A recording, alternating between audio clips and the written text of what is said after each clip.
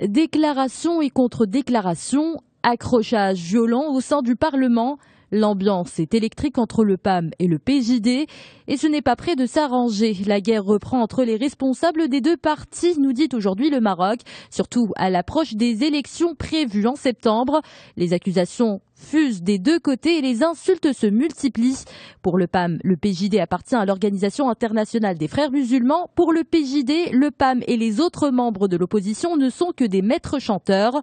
Toujours en une d'aujourd'hui, le Maroc s'entretient avec le ministre du Tourisme, Hassan Haddad. Son département met les bouchées doubles pour être en phase avec les objectifs fixés. Une politique qui commence à payer. Les chiffres annoncés par le ministre prêtent à l'optimisme. 50 000 emplois ont été créés depuis 2012. Il y a également eu une augmentation de 11% sur le marché britannique et de 16% pour le marché allemand. Une bouffée d'air frais pour l'industrie nationale, car elle séduit à nouveau les investisseurs marocains. En décembre 2014, la commission interministérielle des investissements a examiné 29 projets de conventions et d'avenants de 15 milliards de dirhams et demi, avec 80% d'investissements marocains.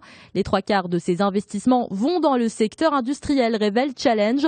L'hebdomadaire consacre son dossier de la semaine à l'évolution de l'industrie marocaine. Il dresse aussi le profil de ces businessmen qui croient en cette industrie. Tanger veut redorer son image de hub financier, affirme d'un autre côté les Échos.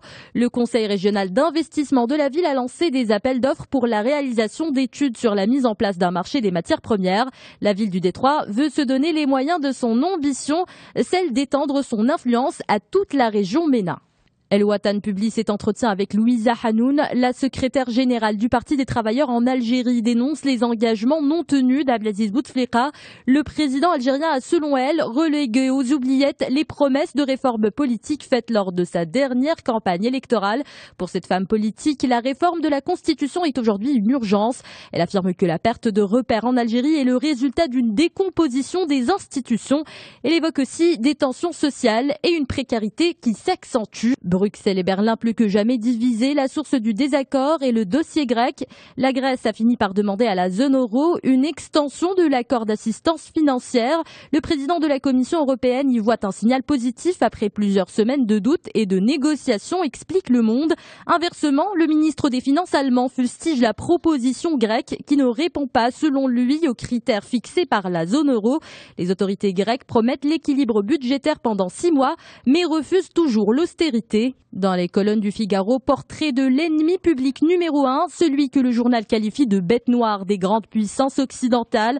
On connaît désormais plus d'éléments sur le passé d'Abou Bakr al-Baghdadi, car les États-Unis ont déclassifié un rapport sur le chef de l'organisation de l'État islamique.